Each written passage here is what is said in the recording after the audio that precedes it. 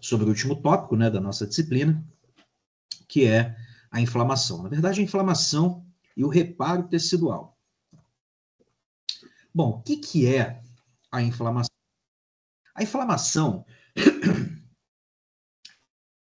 mecanismo pelo qual o sistema imune vai combater um patógeno ou reparar um tecido lesionado. Na verdade, combater o patógeno muitas vezes vai fazer os dois, né? Combater o patógeno e reparar um tecido lesionado.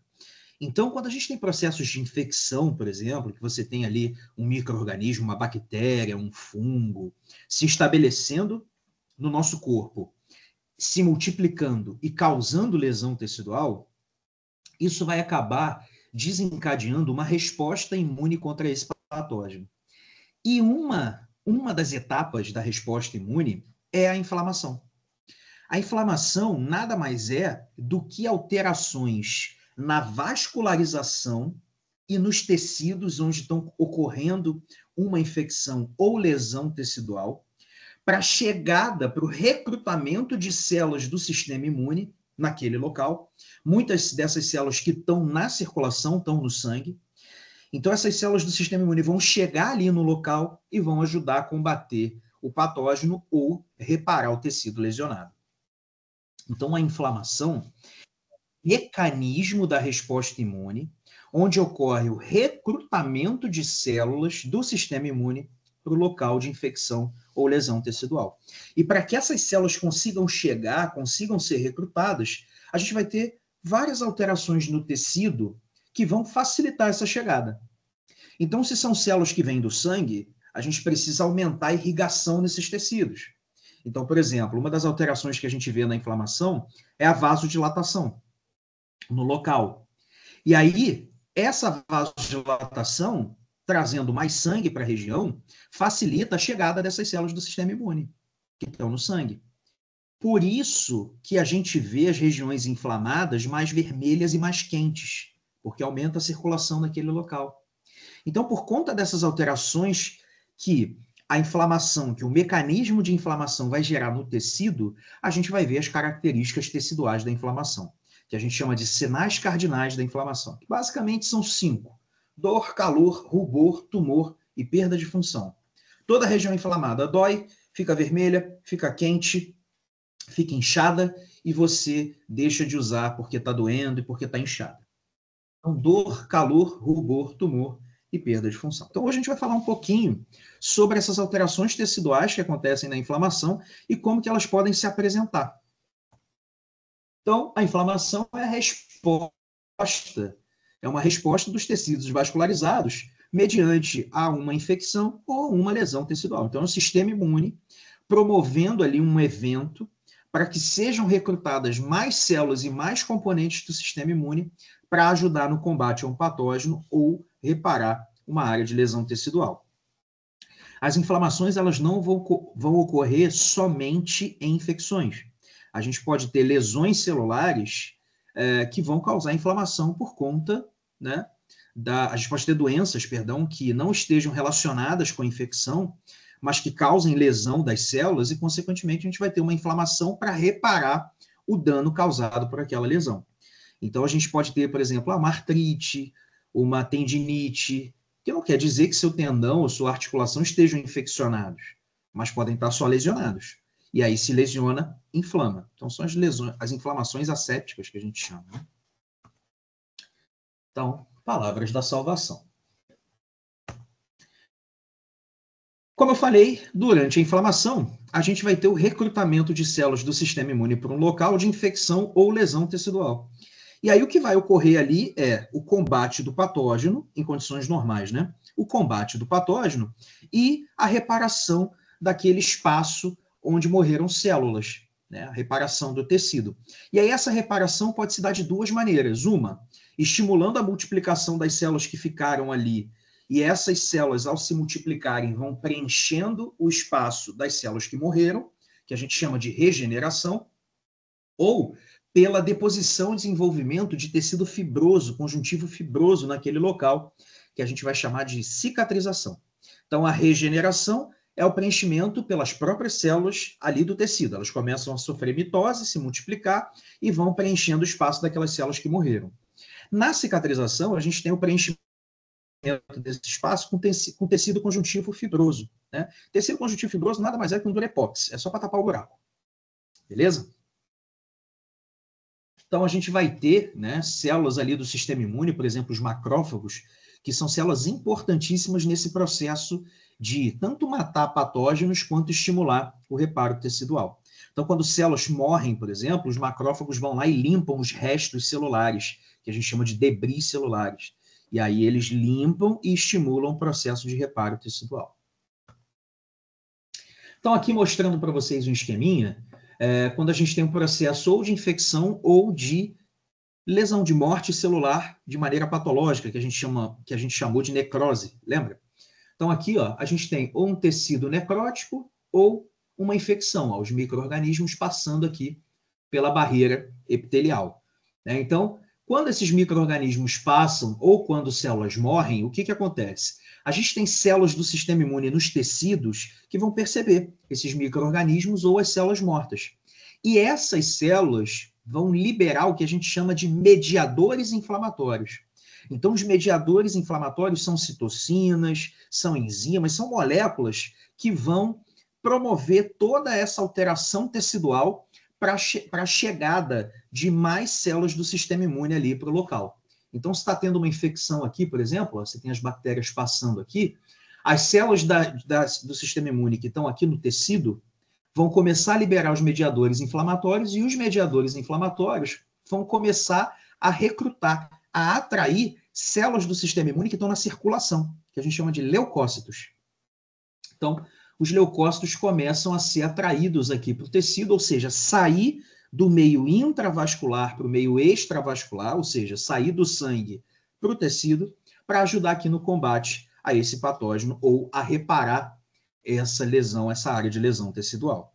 E aí aqui no tecido a gente vai ter células importantíssimas. Os macrófagos, as células dendríticas, os mastócitos, são células do sistema imune que vão participar desse processo de inflamação, né, de recrutamento, de ativação de células do sistema imune para combater o patógeno ou reparar o tecido. E aqui no sangue a gente tem outras células do sistema imune que vão ser recrutadas. Um exemplo são os neutrófilos. Então, os neutrófilos estão aqui no sangue, e aí quando tem um processo de inflamação e a liberação desses mediadores inflamatórios, esses neutrófilos vão sair do sangue e chegar aos tecidos. E para eles conseguirem fazer isso, você precisa da ação desses mediadores inflamatórios que vão preparar o vaso, vão preparar toda essa região para os neutrófilos conseguirem sair. E durante esse preparo é que a gente vai ter os sinais cardinais da inflamação. Então começa a aumentar, causar vasodilatação, por exemplo, começa a dilatar os vasos para você ter um maior volume de sangue passando por ali e, consequentemente, facilitar a saída dos neutrófilos. E aí começa a região inflamada a ficar vermelha, a ficar quente, porque está passando mais sangue por ali. Começa a aumentar a permeabilidade vascular. O que é isso? Começa a facilitar a passagem por aqui, ó, por entre as células que formam a parede vascular, né? Aqui mais a nível capilar e de vênulos, né? Então começa a aumentar esse espaço aqui para os neutrófilos conseguirem sair, né, por entre essas células. Ou seja, aumenta a permeabilidade vascular, ou seja, a passagem de componentes pela parede do vaso. E aí o neutrófilo consegue sair, mas também sai água, sai outros componentes sanguíneos. Por isso que eu falei com vocês na aula passada que regiões de inflamação têm edema, mas é um edema que a gente chama de exudato. Por quê? Porque é um edema que ele, além de água passar por ali, passa célula, passa um monte de proteína, passa fibrina, passa um monte de coisa. E aí o líquido fica mais denso, né? Mais rico em proteínas. Então a gente chama de exudato. Não é aquele edema pelo aumento da pressão negativa, redução da pressão osmótica ou redução da drenagem linfática, que a gente chama de exudato, né? Que é só a água que saiu e não está conseguindo voltar para o sangue. Então, aqui a gente vai ter o exudato, né? Ou seja, o edema por conta do aumento da permeabilidade. E aí, a gente tem outro sinal da inflamação, que é o inchaço, que é o tumor, que é o edema. Então, toda a região inflamada fica inchada. É só você lembrar o exemplo que eu dou clássico é uma unha encravada no dedão do pé. Sinais cardinais da inflamação. O dedão fica doendo, fica vermelho, fica quente, fica inchado e você não consegue pisar. Ou seja, dor, calor, rubor, tumor, perda de função. Está vermelho e está quente, por quê? Porque aumentou a quantidade de sangue que está passando por ali, vasodilatação, causada por esses mediadores inflamatórios. Representados aqui, ó, as bolinhas vermelhas, tá vendo? Aumentou a permeabilidade vascular para facilitar a saída dos leucócitos. Sai água junto, ou seja, edema, tumor. Né? Esses mediadores inflamatórios, eles começam a interagir também com os terminais nervosos que estão por aqui, né? Os neurônios que estão por aqui. Então, além disso, a gente tem um inchaço da região que vai comprimindo esses terminais nervosos. Isso vai causando dor. Então, mais um sinal da inflamação, dor. E a perda de função se está inchado, se está doendo, você não vai conseguir usar aquele tecido. Então, imagina, eu estou com uma inflamação no dedão do pé, eu não consigo apoiar o dedão porque está doendo. Então, você começa a ter dificuldade de andar. Né? Então, a perda da função, que a gente chama. Então, todo esse evento que facilita tudo isso que acontece no tecido e o recrutamento das células aqui para o local de infecção, a gente chama, ou de lesão tecidual, a gente chama de inflamação. E aí, combater o patógeno, você vai ter células aqui do sistema imune, principalmente os macrófagos, que vão começar a estimular o reparo tecidual. Ou seja, vão começar a reparar o preenchimento do espaço das células que morreram nesse processo, né? Ou de infecção ou de lesão propriamente dita. Tá? E aí pode, como eu falei, ocorrer o preenchimento ou pela multiplicação das células normais ali do tecido, que a gente chama de regeneração, ou a deposição de tecido conjuntivo fibroso, que a gente chama de cicatrização. Então a gente vai ter vários mediadores inflamatórios aí, né, liberados pelas células do sistema imune para promover a inflamação. Então a gente tem a heparina, a gente tem a histamina, a gente tem as interleucinas, são citocinas que vão, então, facilitar essas alterações, vão causar essas alterações teciduais que facilitam a chegada de células do sistema imune ali no local. E aí, como componentes da resposta inflamatória, a gente tem quem? Os vasos sanguíneos, né? E os leucócitos. Leucócitos são as células do sistema imune que estão lá no sangue e que vão ser recrutadas para o processo para combater o patógeno ou reparar o tecido. Então, essas células são fagócitos, né, bem como as células que estão lá no tecido, os macrófagos, né, as células dendríticas. Os neutrófilos são fagócitos. O que eles fazem? Eles vão interiorizar um patógeno. Lembra, fagocitose é aquele processo de endocitose, né? Então, são células que vão pegar um componente, jogar para dentro do citoplasma delas e vão destruir esse componente. Então, o macrófago, por exemplo, quando ele reconhece uma bactéria, ele interioriza a bactéria e dentro do citoplasma dele, em bolsinhas, né, de digestão, que a gente chama de fagolisossomo, ele vai destruir esse patógeno. Ele vai digerir, vai matar. Então, tem atividades fagocíticas, né, capacidade fagocítica. Então, a gente vai ter dois principais fagócitos envolvidos no processo de inflamação.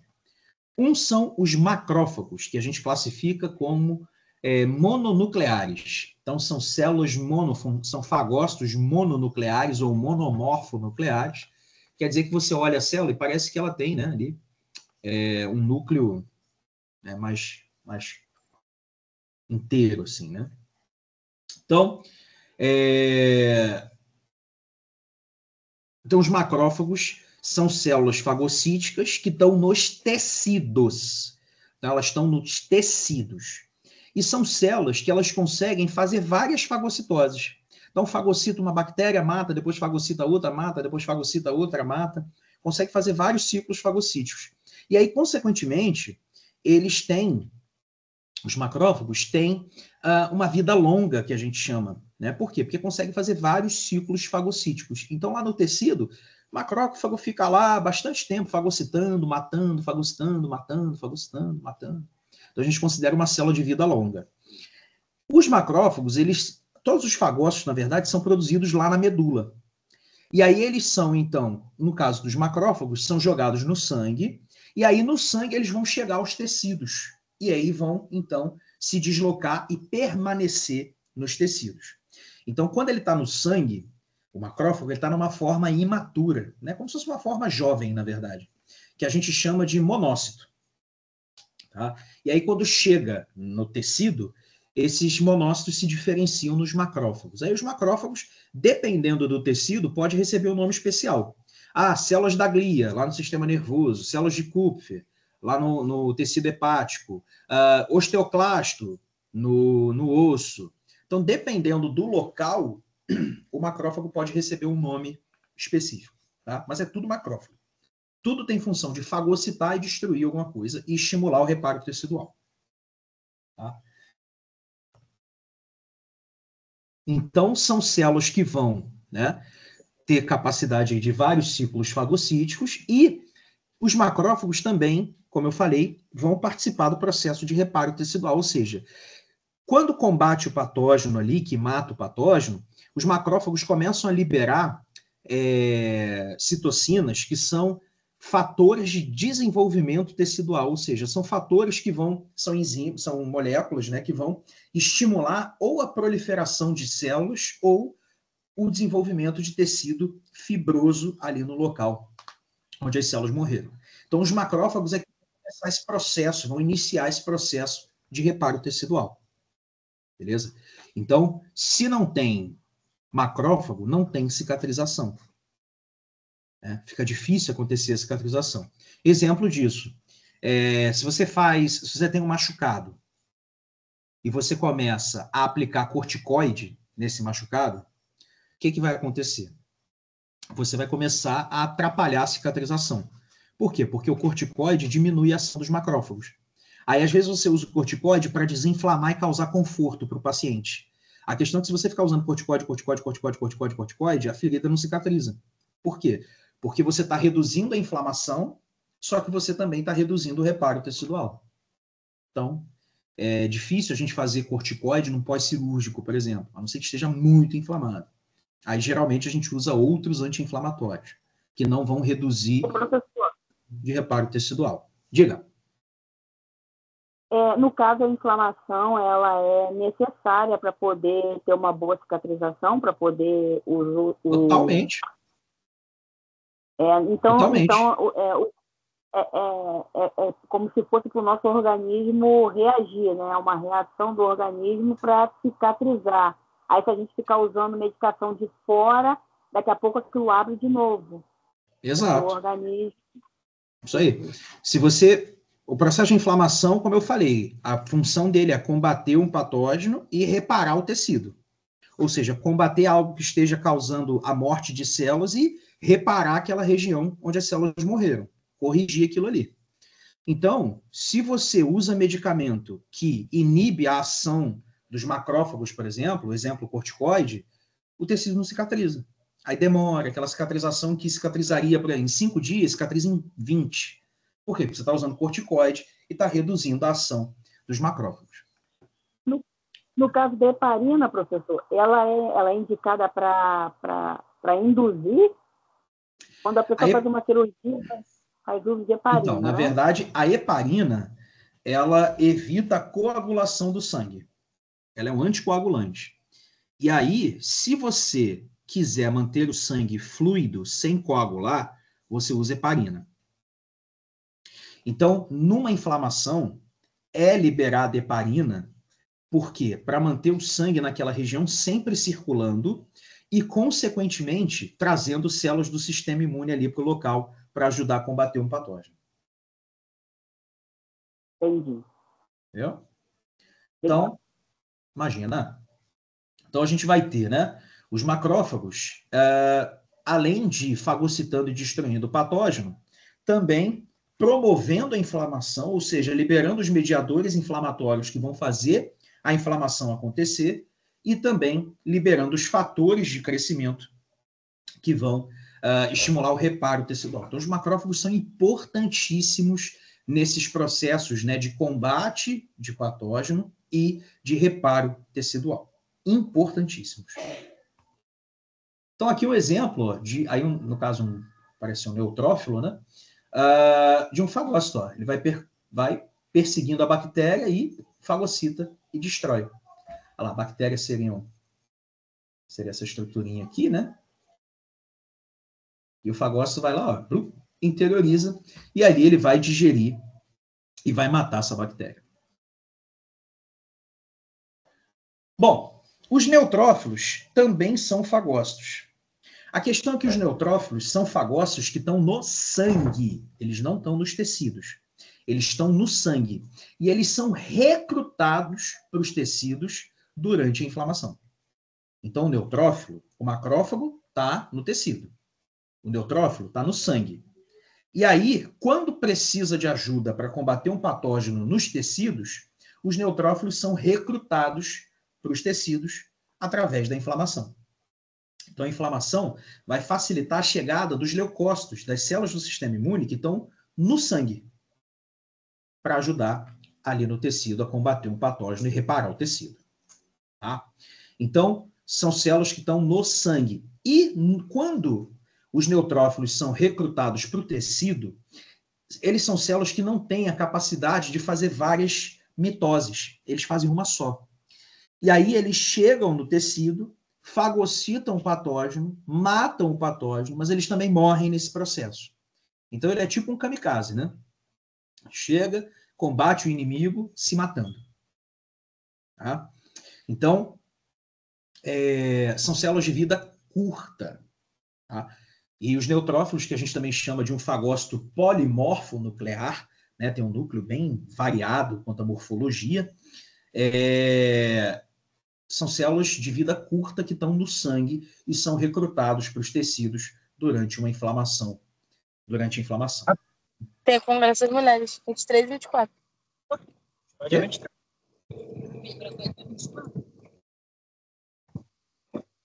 Pessoal, atenção aos microfones aí.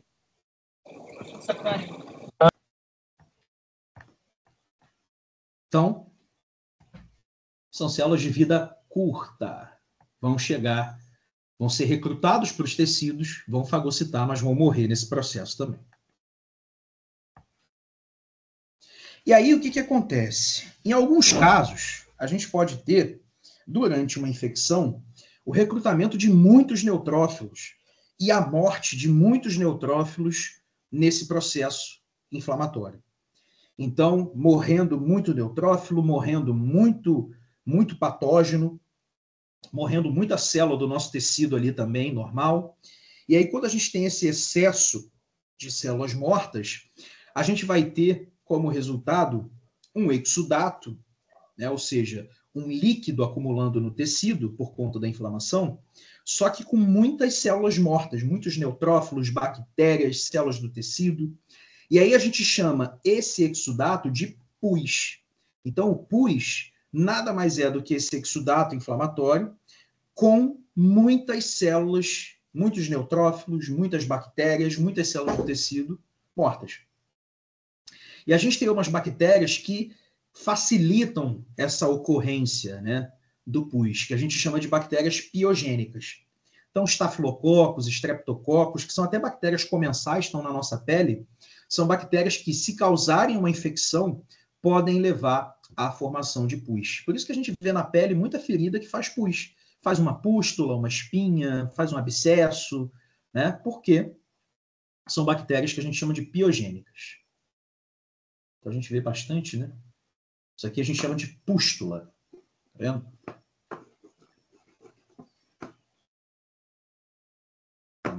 Agora foi.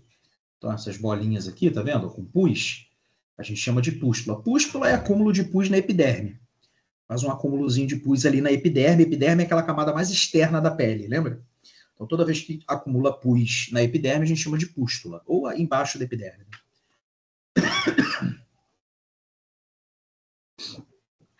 E aí, a inflamação, ela pode, né, ou combater o patógeno, e aí, beleza. Ou você pode ter patógenos que não são combatidos de maneira tão fácil. E aí essa inflamação ela vai perdurando, se alongando. E aí a gente classifica como uma inflamação crônica. Então, a inflamação, quando ela acontece ali no momento da infecção, da lesão tecidual, a gente vai classificar como inflamação aguda. Então, lesionou o tecido ou você tem a presença de micro-organismos ali, vai começar a recrutar neutrófilo, aí você vai ter, né? Então, num primeiro momento, os macrófagos reconhecendo aquele patógeno, libera os mediadores inflamatórios, começa a recrutar neutrófilo. Inflamação aguda. Nesse momento, muitas vezes a gente já consegue matar o patógeno. Aí o macrófago vai lá, estimula o reparo tecidual e ok, beleza, vida que segue. A questão é que alguns patógenos, eles conseguem resistir a essa ação, essa inflamação num primeiro momento. Então a gente pode ter patógenos, por exemplo, que conseguem fugir dos fagócitos. A gente pode ter patógeno que é muito grande, você imagina, uma farpa, um verme, né? Um caco de vidro. Então você pode ter ali patógenos na pele que não são fagocitáveis. E aí, consequentemente, a inflamação ela vai se alongando. Aí a gente vai ter o que a gente chama de inflamação crônica. Na inflamação crônica, o que a gente vai ter de diferença, né, entre a inflamação aguda e a inflamação crônica? Primeira diferença, as células que estão causando o processo. Na inflamação aguda, como você tem o recrutamento de neutrófilo, você vai ter muito neutrófilo no tecido. Isso caracteriza uma inflamação aguda. Então, aumenta a vascularização, né, como eu falei com vocês, vasodilatação, aumenta a permeabilidade vascular, tem edema por conta disso, tem exudato, e você vai ter um monte de células chegando ali no tecido. Então, a gente vai ter uma inflamação aguda, cheio de neutrófilo. Só que o que acontece? Eu falei com vocês que o neutrófilo tem a capacidade de fazer uma fagocitose só. Então, se essa inflamação perdurar por muito tempo, nos tecidos, no tecido inflamado, os neutrófilos vão morrer. E aí você não vai ver mais neutrófilo. Você vai ver macrófago, que são as células do tecido ali, né, as células, os fagócitos do próprio tecido, e outros leucócitos mais tardios. Exemplo, os linfócitos. Então você vai ver uma diferença nas células no tecido. Se você tiver muito neutrófilo, inflamação aguda. Se você tiver mais macrófago, ou seja, pouco ou quase nenhum neutrófilo, a inflamação é crônica. E além disso, a gente vai ver também diferenças no tecido. Como eu falei com vocês, os macrófagos, eles estimulam o reparo tecidual. Então, a gente vai começar a ter eventos ali no tecido do reparo tecidual. Exemplo, formação de novos vasos para trazer nutriente para aquele tecido que vai passar pelo processo de reparo. A gente começa a ver depósito de tecido fibroso, né, de fibroblasto. Então, isso está mostrando para a gente que os macrófagos já estão trabalhando no reparo tecidual, ou seja, a inflamação ela é crônica. E é assim que a gente, na histopatologia, na citologia, a gente diferencia doenças que causam inflamações agudas de inflamações crônicas. E a gente consegue diferenciar também o tempo que uma inflamação está acontecendo. Então, você tem uma doença lá, que o tecido está inflamado, coletou material, pegou, mandou para a histopatologia e viu lá, cheio de neutrófilo, inflamação aguda, possivelmente é coisa recente. Agora pegou lá um tecido, olhou, cheio de macrófago, cheio de vaso se formando, cheio de fibroblasto, colágeno, aí a inflamação é crônica, já está acontecendo há muito tempo. Então, a gente, pela celularidade do tecido e pelos eventos que acontecem no tecido, também consegue diferenciar inflamação aguda de inflamação crônica. É claro que existem algumas exceções, tá? Então, a gente pode ter, por exemplo, a osteomielite supurativa, vai ser uma doença crônica, só que você vai ter muito neutrófilo. As infecções virais, você tem uma doença aguda, só que com muita ação de macrófagos. Isso são exceções que a gente não vai conseguir aprofundar muito hoje, mas que podem acontecer. Mas, no geral, quando a gente tem inflamação aguda, rico em neutrófilo, quando a gente tem inflamação crônica, rico em macrófago e outros leucócitos mais tardios. Um exemplo são os linfócitos. Então, a inflamação aguda, como eu falei, ela é rápida. Ela dura aí cerca de um dia, né? Poucos dias no máximo. É uma coisa para combater logo um patógeno de cara, e muitas vezes a inflamação aguda consegue combater o patógeno e iniciar o processo de reparo tecidual. Então, foi como eu falei, a gente vai ter alterações ali no tecido que vão facilitar a chegada, o recrutamento de células para aquele local, de células do sistema imune. Então, a gente vai ter vasodilatação para aumentar a circulação no tecido, o aumento da permeabilidade vascular, como eu falei, ou seja, facilitar a passagem de células por entre a parede dos vasos, né, dos capilares, das vênulas, e aí facilitando, então, a saída do sangue para o tecido dessas células do sistema imune. Então, são alterações e a saída das células, né? Então, é o que a gente vai ver na inflamação aguda. E aí, como eu falei, no que facilita a saída dos neutrófilos, a saída dos leucócitos, pelo aumento da permeabilidade, ou seja, os neutrófilos eles vão sair por entre as células da parede vascular, como eu mostrei para vocês lá no slide anterior. E aí, o que acontece? Para facilitar essa saída, os mediadores inflamatórios vão aumentar esse espaço, vão aumentar a permeabilidade vascular, para os neutrófilos saírem mais fácil. A questão é que acaba passando água também e outros componentes sanguíneos, e aí a gente vai ter o edema, que a gente chama de exudato. Por quê? Porque é rico em proteína, é rico em células. Então, a diferença de exudato e transudato, que a gente viu na aula passada. Transudato é o aumento de pressão hidrostática, redução de pressão osmótica ou redução da drenagem linfática. Então, palavras da salvação demais. Toda vez que aparecer essa pombinha aí no slide, anotem, entendam, se tiverem dúvidas, tirem, porque é importante saber. Entendam como quiser. A prova já está pronta.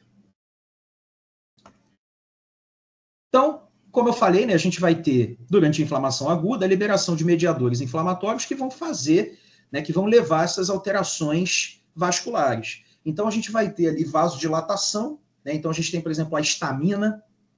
A histamina é uma citocina liberada durante a inflamação, um mediador inflamatório, que a função dela é causar vasodilatação.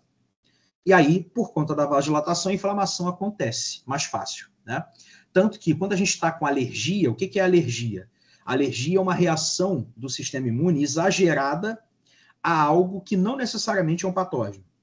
Ou seja, alguma coisa que entrou em contato com o seu corpo reconheceu como estranho e ele gera uma resposta exagerada contra aquilo ali. Isso a gente chama de alergia. E aí, o grande problema da alergia é a inflamação. Por quê? Porque os mastócitos vão liberar muita histamina e outras citocinas, né? Histamina, heparina, interleucina, e aí vai causar inflamação naquele tecido, uma inflamação exagerada. E aí a gente começa a ter aqueles sinais da inflamação. Então, quem tem rinite, por exemplo, o nariz começa a ficar entupido, todo inflamado, né? Começa a dar inflamação na glote, dá edema de glote. E aí a pessoa, né, quando ela começa a perceber os sinais ali da alergia, ela toma um antihistamínico, toma um Histamin da vida. O que é um antihistamínico? É uma medicação que vai bloquear o efeito da histamina, ou seja, vai bloquear esse efeito de vasodilatação e dificultar a inflamação de acontecer. Então a gente vai ter, né, vários mediadores inflamatórios que vão levar à vasodilatação, aumentar a permeabilidade vascular e facilitar essa saída dos leucócitos do sangue para o tecido. Então esse aqui é um vídeo que... Deixa eu só dar uma pausa aqui. É um vídeo que exemplifica esse processo de recrutamento. Ou seja, vocês vão ver ali um tecido inflamado, aqui a gente tem os leucócitos dentro dos vasos, e aqui fora é o tecido. Então, quando você tem aqui um processo de infecção ou lesão tecidual, as células do sistema imune que estão aqui, macrófago, célula dendrítica, mastócito, começam a perceber essa lesão ou esse patógeno e começam a liberar os mediadores inflamatórios. Os mediadores inflamatórios vão agir aqui no tecido e nos vasos, facilitando a saída do leucócito, aqui de dentro do vaso, para fora, para ele ajudar no combate do patógeno. Então, aí.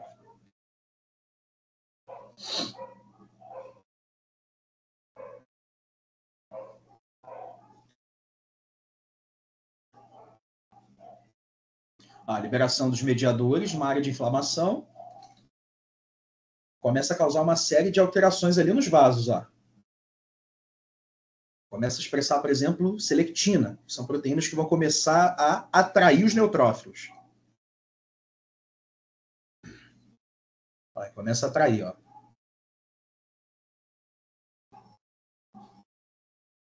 Aí o neutrófilo é atraído, depois ele gruda, ele adere na parede.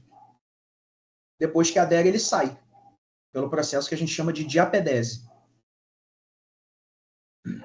Ó, essa aí, ó, passou por entre as células do endotélio, viu? Olha lá. Tanto que a gente falou que a hemorragia, quando a hemácia passa por entre as células do endotélio, é uma hemorragia por diapedese. Esse processo de passagem por entre as células do endotélio. Olha lá, imagem de microscopia, olha lá. Aqui você vê leucócito rolando na parede. Aqui, ó, rolando. Você vê leucócito aderido. E leucócito que já saiu, ó, do tecido, tá vendo? Aqui é numa vênula, aqui é numa arteríola. E o processo de saída na arteríola é muito mais difícil quanto a na parede, que é mais espessa. Então, na vênula e nos capilares sai mais fácil. A gente falou disso lá em físio, inclusive, né?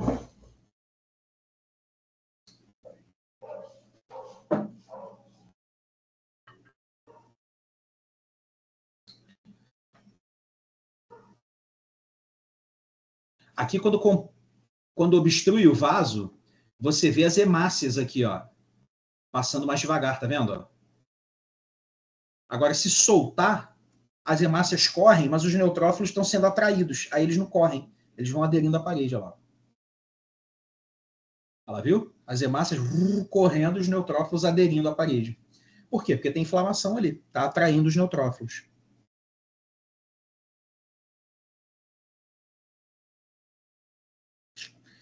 Vídeo muito bom. Então, processo aí, né, de recrutamento que a gente vai ter de alteração dos tecidos durante a inflamação. Então aí é óbvio que eu não vou cobrar isso de vocês, né? Eu não cobro isso nem em imuno, imagina em patologia, mas mostrando, né, uma série de citocinas, de mediadores inflamatórios que vão fazer com que os diferentes processos, né, os diferentes eventos da inflamação aconteçam. Aqui, essa imagem exemplifica justamente isso, né? Aqui a gente tem a vascularização normal, tá vendo? Ó? Aqui no tecido, algumas células do sistema imune, né? Aqui uma arteríola, aqui o leito capilar, que a gente chama, né? E aqui as vênulas. E aqui a gente tem células do sistema imune. E qualquer processo de infecção, você começa a ter inflamação, ou seja, alterações vasculares, teciduais e o recrutamento de células ali para ajudar a combater esse patógeno. Então, a gente vai tendo, ó, mais células do sistema imune, tá vendo? Dilatação, vasodilatação, para aumentar a circulação sanguínea aqui, e esse processo acontecer. E também a saída, né, tanto das células, mas de água e outros componentes que estão no sangue. Por exemplo, fibrina. Então, essa saída de água e de fibrina vai causar um edema, mas que a gente chama de exudato. Então, sai neutrófilo, mas sai água, sai fibrina, sai um monte de coisa. Então, a gente chama de exudato. E aí, como eu falei, devido a essas alterações teciduais, a gente vai ter os sinais teciduais da inflamação, que a gente chama de sinais cardinais da inflamação, que são basicamente 5: dor, calor, rubor, tumor e perda de função. Então, o calor e o rubor, ou seja, uma região inflamada ficar quente e avermelhada, vai se dar pelo processo de vasodilatação. Você começa a ter vasodilatação naquele local, como eu mostrei para vocês aqui, ó, vasodilatação, tá vendo? E aí a região começa a ficar mais avermelhada e mais quente. Por quê? Porque está circulando sangue ali, o sangue é vermelho e quente, correto? Então a região vai ficar vermelha e quente, ou seja, calor e rubor. O tumor vai ocorrer por conta do exudato. Ou seja, para facilitar a saída do neutrófilo, ocorre o aumento da permeabilidade vascular. A questão é que também sai água, sai outras proteínas. E aí, consequentemente, você vai ter edema. Então, tumor ou edema vai ser justamente a formação desse exudato, né, por conta do aumento da permeabilidade vascular. A dor, como eu falei com vocês, vai se dar tanto pela ação dos mediadores inflamatórios nos neurônios que estão ali na região, nos terminais neuronais, quanto pelo edema. O edema vai inchando, inchando, inchando, esse inchaço vai comprimindo essas terminações nervosas, vai causando dor. Então, mais um sinal da inflamação. E a perda da função, por conta do edema, por conta da inflamação, por conta da dor, você vai deixando, né, aquele tecido vai tendo dificuldade de funcionar, e aí, consequentemente, a gente vai ter a perda da função. Então, os sinais cardinais da inflamação são dor, calor, rubor, tumor, perda de função e aí explicado o porquê que cada um acontece. Palavras da salvação. Aí vocês respondem, glória a vós, Senhor. Não, brincadeira, não precisa responder não. Então, anotem aí, saibam, entendam. Que vocês veem um tecido inflamado, vocês precisam saber o que está acontecendo ali. E é justamente isso que eu expliquei para vocês. Bom, dependendo do tempo ou do tecido que a inflamação aconteça, você pode ter apresentações diferentes do exudato. Você pode ter um exudato com mais célula ou com menos células. Por exemplo, quando você tem uma inflamação mais recente, né, aquela inflamação que está começando ali no processo, né, está começando a acontecer, o exudato ele vai ter pouca célula ainda, vai ter pouca proteína. Então a gente diz que esse exudato ele tem um aspecto seroso. Quem tem rinite aqui vai entender o que eu estou falando. Falei com vocês que rinite é uma inflamação por conta da alergia, correto? Todo mundo, quando começa... Rinite não, vamos pegar uma gripe. Uma gripe. Infecção viral. O vírus está causando infecção, consequentemente está causando inflamação. Beleza. Toda gripe começa com aquele nariz escorrendo. Mas quando escorre, não é um catarro, é uma aguinha. Essa aguinha é o que a gente chama de exudato seroso. Por quê? Porque tem pouca célula ainda, não é muito denso, é mais líquido. Então isso a gente chama de exudato seroso. Quando a mucosa vai desenvolvendo a inflamação, quando a inflamação vai se desenvolvendo nas mucosas a gente vai ter o aumento da produção de muco. Por quê? O muco ele é um protetor da mucosa. E aí, se a mucosa está inflamada, é porque está tendo lesão. O que as células da mucosa começam a fazer? Produzir mais muco para aumentar essa proteção. E aí a gente começa a ter o catarro, que é um exudato catarral. Então você tem serosa em um momento, catarral num segundo momento. Entendeu? Por conta do aumento da permeabilidade, você pode ter a saída, por exemplo, de muita fibrina. E aí a fibrina vai formando como se fosse uma película, uma capa, uma geleca no tecido, que a gente chama de exudato fibrinoso. Pode aumentar tanto a permeabilidade capilar, facilitar tanto a saída dos neutrófilos, que sai neutrófilo, água, fibrina, inclusive hemácia. Sai hemácia junto. Aí a gente vai ter o exudato hemorrágico, que a gente chama. Então, dependendo do tecido ou do nível de saída ali, do que está saindo junto com a água, a gente vai ter apresentações diferentes do exudato. Tá? Inclusive, você pode ter exudato que a gente chama de misto, que é quando você tem, por exemplo, um mucoso, um catarral, junto com o hemorrágico. Aí você pode ter um muco hemorrágico, ou você pode ter um mucoso e um purulento, pus acontecendo. Pus, como eu falei, várias células ali do sistema imune morrendo junto com os patógenos, né? Formando aquele exudato purulento. Então você pode ter um mucoso associado com purulento, aí fica muco purulento. Então, são vários. Depende aí do tecido, vai depender também do nível de permeabilidade capilar, do que está saindo ali junto com o exudato. Então, a inflamação serosa, como eu falei com vocês, é basicamente mais líquido do que célula. Então, você vai ter um exudato mais límpido, mais líquido, menos denso, porque tem pouca proteína ainda. Então, a gente acredita, a gente discute bastante que o exudato seroso, a inflamação serosa, é o primeiro momento de todas as inflamações, que é aquele inicinho ali, onde você vai começar a ter a saída de líquido, e ainda não vai ter muita célula ou muita proteína ali junto desse líquido. Tá? Um clássico é aquele que forma na bolha de queimadura, já viu? Quando você queima, lesiona, inflama, blum, sai muito líquido. Porque quando você queima a pele, você facilita ainda mais a saída de líquido. Porque a pele, ela tem... Uma das funções da pele é ser uma barreira para a gente não perder água. Então, ali na pele, a gente tem as células epiteliais, as ceramidas, né? São uma camadinha mais gordurosa que fazem como se fosse um impermeabilizante. E aí, quando a gente queima a pele, a gente facilita a saída da água. Então, você tem uma inflamação e a pele já não está barrando água nenhuma mais, porque foi lesionada. O que acontece? Sai muita água e a gente vê um exudato mais seroso. É aquela aguinha da bolha, né, de queimadura. Aqui e ela também pode se acumular em cavidade pré-formada, tá? Então, pleura, pericárdio. Aqui um exemplo, ó, de uma necrópsia, né? Onde está sendo aqui aberto o pericárdio e cheio de líquido lá dentro. E um líquido mais seroso. Né? Então, aqui provavelmente ocorreu uma inflamação do pericárdio, né? Uma pericardite, e, consequentemente, a formação desse exudato. Né? Então, exudato bem seroso aqui, tá vendo? A água bem clarinha, bem límpidazinha. Aqui a bolha, né? Como eu falei com vocês, conforme essa bolha é exudato seroso, né? Você parte ali, todo mundo aqui rompe a bolha, né? Rompe, aí sai aquela água. Isso é exudato seroso. O pessoal fala, não rompe a bolha, papapá, papapá, mas ninguém se controla. Todo mundo rompe. É igual casquinha de ferida. Não tira a casquinha, não tira. Aí começa a coçar, aí vai, tira a casquinha, né? Enfim. Como eu falei, a inflamação fibrinosa é quando começa a sair no exudato fibrina, e aí essa fibrina vai formando tipo uma geleca, né, ali no tecido, que ela vai se acumulando.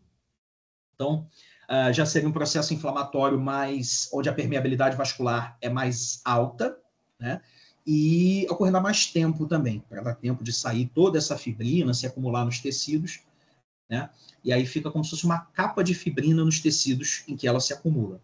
Então, isso aqui amarelado que vocês estão vendo, né, tá vendo? Essa, tipo uma geleca aqui, ó, isso é fibrina. Tá? E a fibrina é aquele componente que está no sangue que serve para o reparo tecidual, para a formação de coágulo, né? Está lá no sangue já. Só que começa a sair do sangue, porque aumentou a permeabilidade, por conta da inflamação, e começa a se acumular nos tecidos. Aí eu fazendo essas gelecas aí. Inclusive, essa aqui é uma imagem de veterinária, tá? Porque eu não achei em humano. Imagem. A inflamação supurativa, como eu falei, é aquela que a gente vai ter a formação de pus.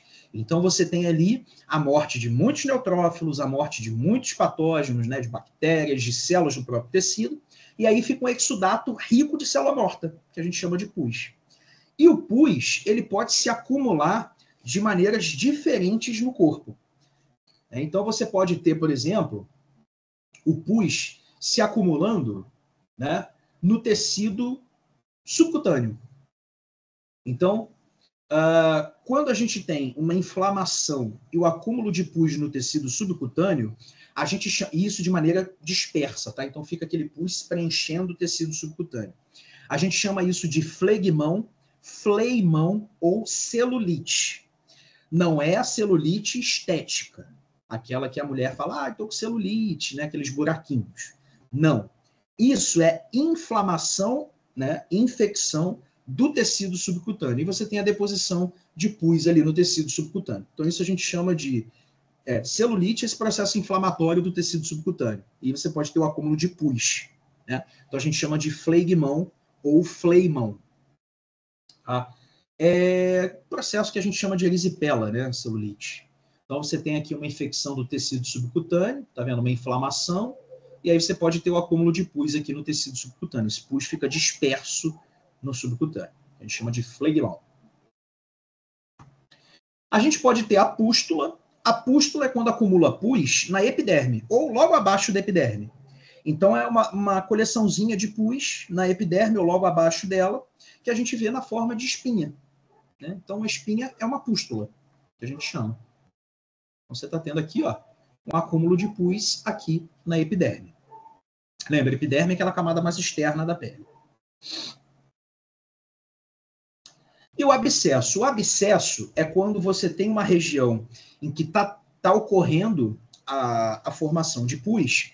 A questão é que o próprio sistema imune ele começa a formar uma capa de tecido fibroso ao redor para conter aquela região, para conter esse processo infeccioso, inflamatório que está acontecendo ali no tecido.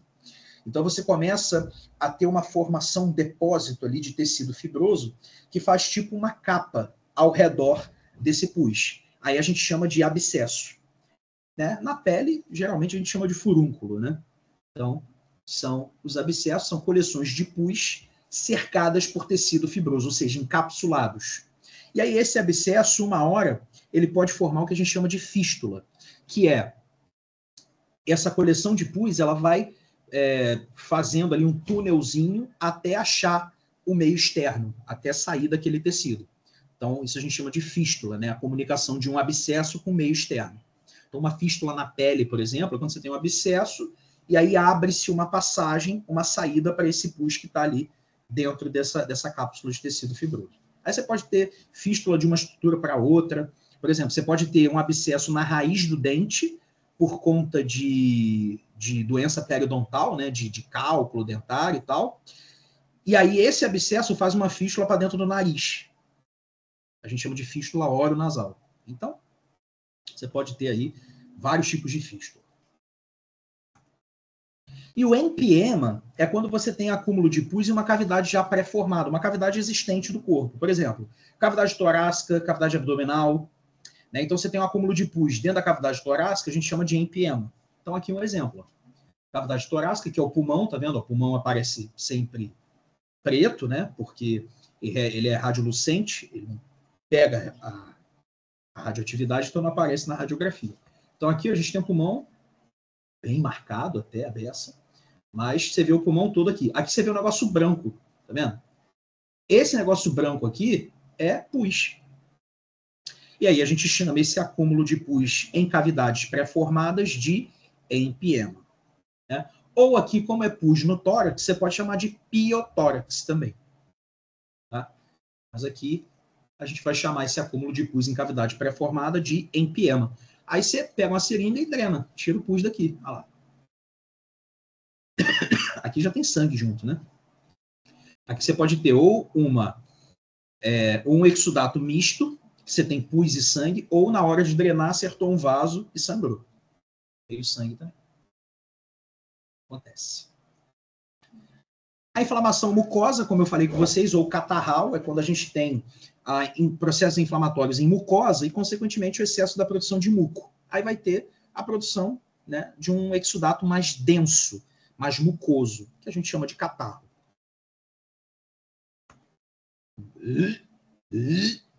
Catarrinho aí. E pode ser misto também, que é quando você tem a mistura de dois tipos de exudato. Então você pode ter um purulento e um mucoso, a gente chama de muco purulento, né? Mucoso ou hemorrágico, muco hemorrágico. Então, dependendo, se tiver mistura, a gente chama de exudato ou inflamação mista. Bom, falando da inflamação crônica, na inflamação crônica a gente vai ter a presença de outras células, né, durante o processo, ou seja, um aumento, um grande número de macrófagos. Inflamação aguda a gente viu que são os neutrófilos. Né? Já na inflamação crônica, a gente vai ter uma riqueza maior no tecido de macrófagos, por quê? Porque os neutrófilos já morreram tudo, são células de vida curta no tecido, e também a presença de outros leucócitos mais tardios, exemplos são os linfócitos. Tá? A inflamação crônica ela acontece geralmente quando a inflamação aguda não consegue combater o patógeno. Aí você tem um patógeno que é muito grande, um patógeno que sabe fugir dos neutrófilos, por exemplo, sabe fugir dos macrófagos. Consequentemente, essa inflamação vai perdurando por mais tempo. Né?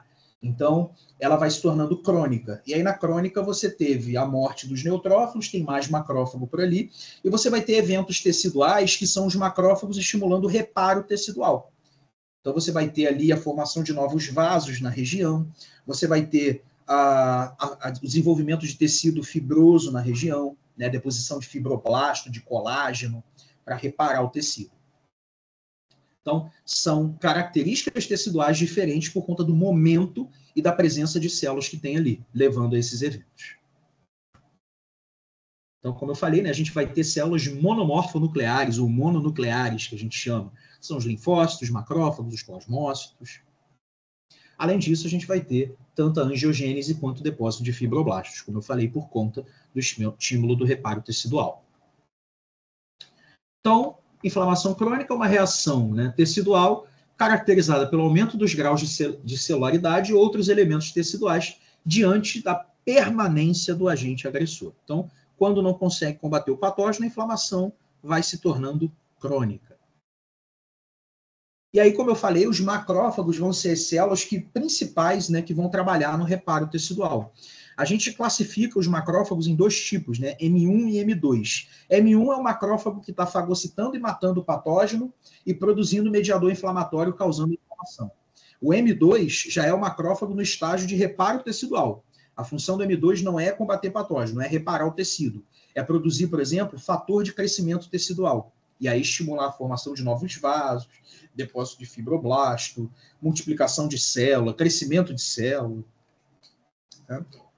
Então, é um macrófago que a gente chama de M2.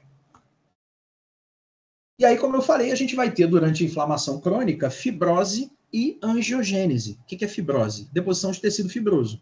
Angiogênese, formação de novos vasos. Então, a inflamação crônica, ela cursa muito com essa característica tecidual. O tecido vai ficando mais fibrosado e mais irrigado por conta disso. Por conta dos macrófagos que estão ali tentando reparar o tecido, reparar, vai depositando tecido fibroso, né? E, consequentemente, só que o agente patogênico ainda está ali. Né? Então, a gente vê muito isso, por exemplo, fumante. Fumante aí de muitos anos. O pulmão do fumante começa a fibrosar. Por quê? Está fumando, a fumaça está irritando, está lesionando as células do epitélio, ali pulmonar, né? O que vai acontecer? Começa a lesionar, começa a inflamar.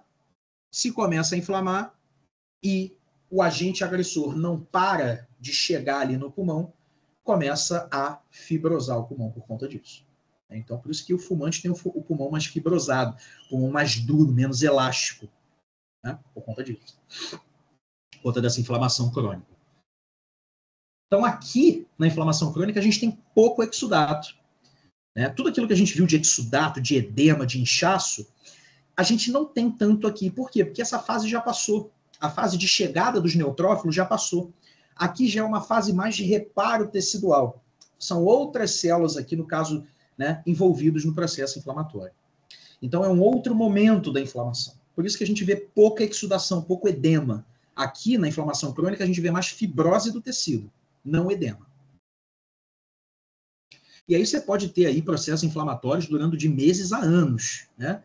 Depende, é igual, como eu falei com a outra turma, o fio, quando a gente faz sutura, né, você vai suturar um tecido, na pele a gente usa nylon, já reparou? É um fio de nylon.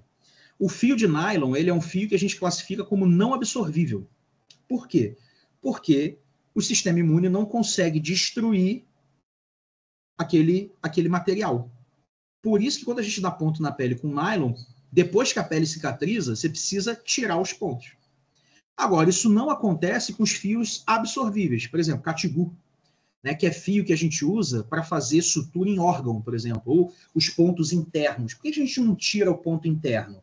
Porque o material do qual é feito aquele fio consegue ser destruído pelas células do sistema imune e, consequentemente, reabsorvido. Por isso que a gente chama de fios absorvíveis.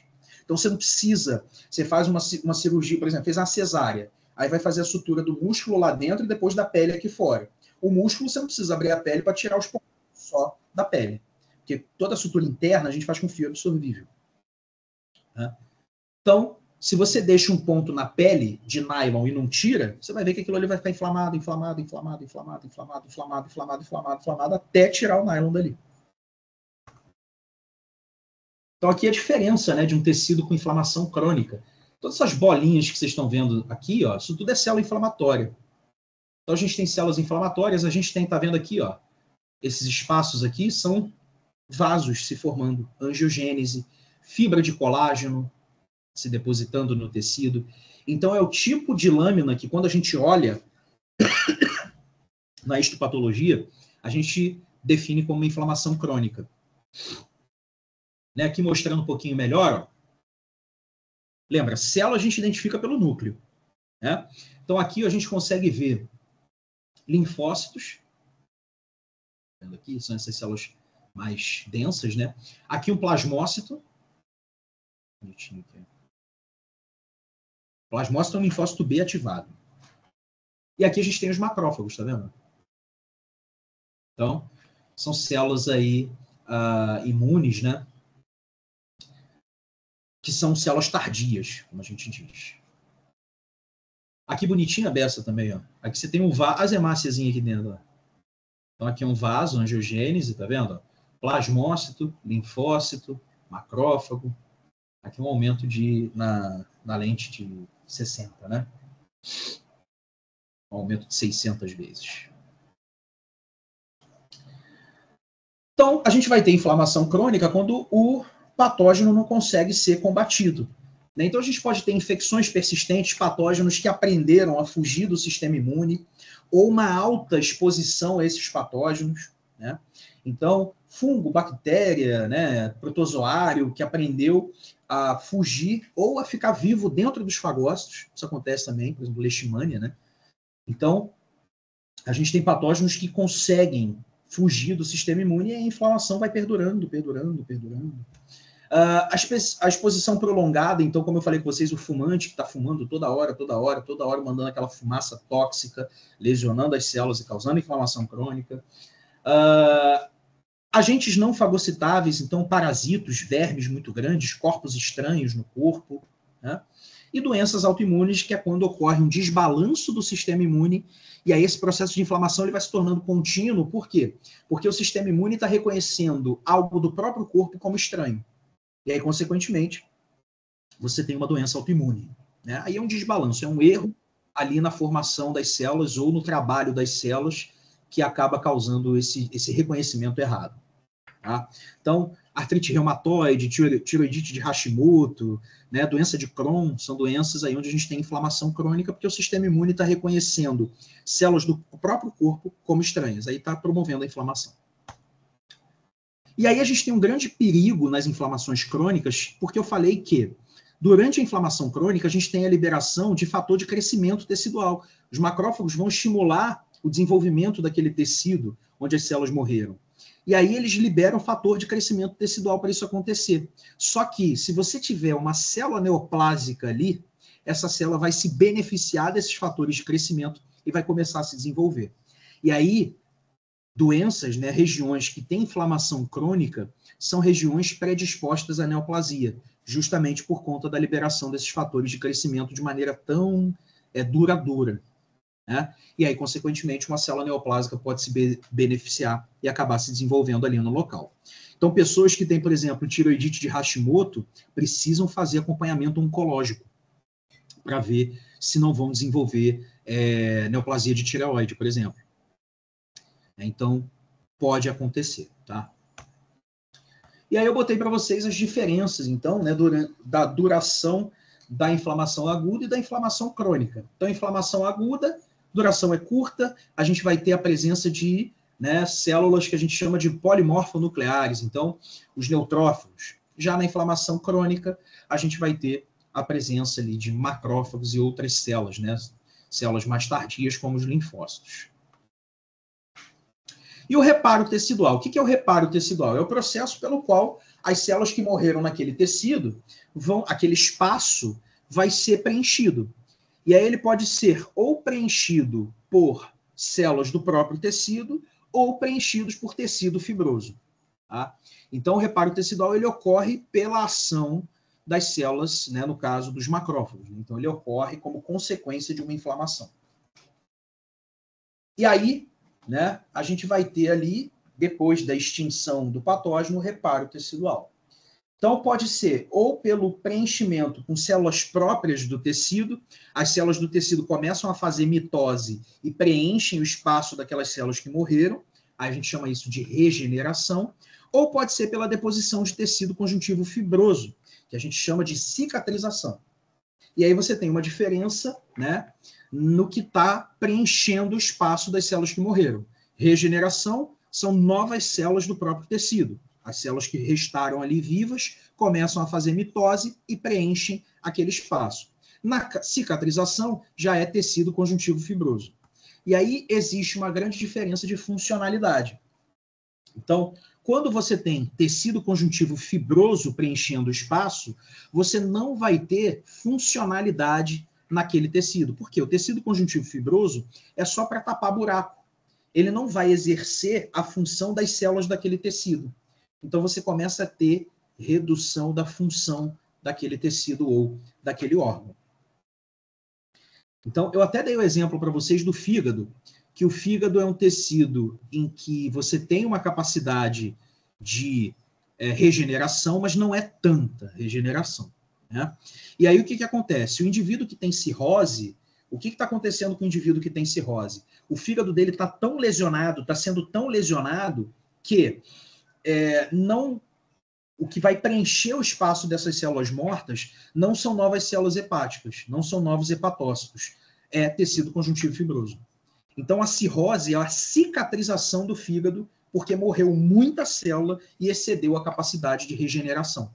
E aí, consequentemente, o fígado começa a parar de funcionar. Então, essa é a diferença entre funcional, né, entre cicatrização e regeneração. Então, aqui, ó, você tem um lóbulo hepático normal, os hepatócitos aqui, né, as células bonitinhas, e aí quando você tem lesão tecidual, ó, diminui o número de células, tá vendo? Aí o que acontece? Se você tiver, né, uma lesão muito intensa, você não consegue regenerar, então deposita tecido conjuntivo fibroso aqui, ó, aí perde a função. Agora, se a lesão não for tão intensa, essas células aqui, ó, conseguem regenerar, e aí consequentemente volta ao normal. Então a diferença de regeneração e cicatrização. Na pele, a gente também vê isso, né? Se você faz uma lesão muito superficial na pele, pequena, né, um arranhãozinho na pele, as células da epiderme ali vão morrer. A questão é que a epiderme está sempre se multiplicando, está sempre regenerando. O que vai acontecer? Novas células vão preencher esse espaço. Então, você vai ter uma inflamação leve, novas células vão preencher esse espaço, o tecido vai regenerar. Agora, se for uma lesão mais profunda na pele, pegando outras camadas, aí a regeneração não vai conseguir reparar aquilo tudo, né? E, consequentemente, você vai ter a deposição de tecido fibroso ou a formação de uma cicatriz, a cicatrização.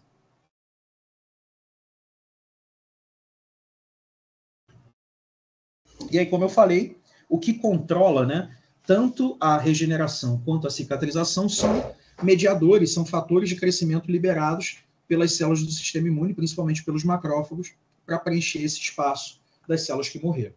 E aí, o processo de regeneração ou de cicatrização vai ocorrer de acordo com o tecido, de acordo com a capacidade que as células daquele tecido têm de se multiplicar ou não. Então, em tecidos que você tem a capacidade de se multiplicar e não for uma morte celular tão extensa, tão grande, esse tecido pode regenerar. Lembra? São as células que a gente chama de lábeis, todo tecido epitelial, né? Onde as células estão fazendo mitose constante. Por isso que isso, ferida muito superficial na pele, regenera. Agora, a gente tem as células estáveis, que são, por exemplo, as células hepáticas, né, o tecido ósseo, que não são células que estão em multiplicação constante, mas conseguem fazer mitose. Né? Então, se você tem uma lesão ali branda, dá para regenerar. Se for muito intensa, vai cicatrizar. E as células permanentes é aquela onde você não vai ter regeneração, você vai ter só cicatrização. Músculo, tecido nervoso, que são células que não têm capacidade de fazer mitose. A gente chama de células permanentes. A gente falou disso lá em degeneração, lesão, né, morte celular. E a cicatrização, como eu falei com vocês, é a deposição de tecido conjuntivo fibroso para preencher o espaço de células que morreram. Tá? Para substituir, então, ali, preencher o espaço das células que acabaram morrendo durante o processo de infecção ou lesão tecidual. E aí a gente vai ter, né, a cicatrização.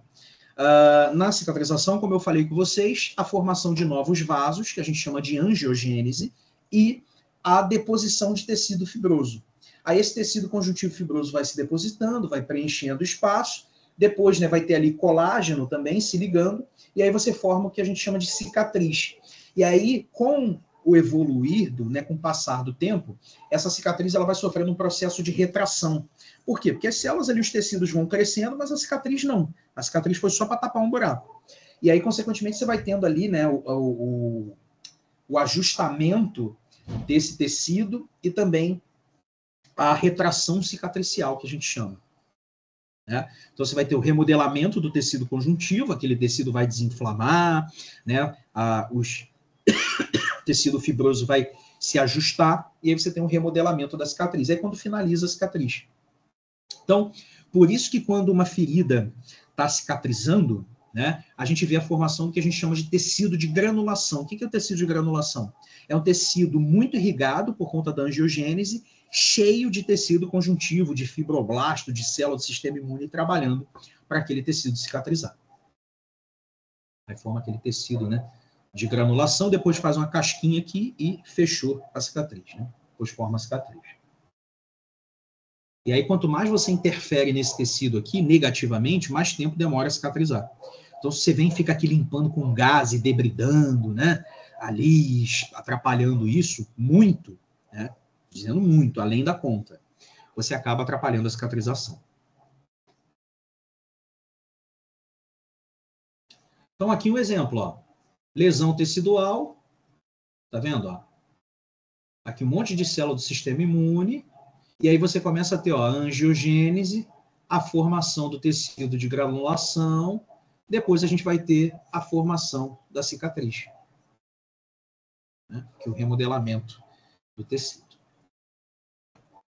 E algumas pessoas, elas podem ter uma condição em que produzam muito tecido cicatricial, muito tecido conjuntivo fibroso.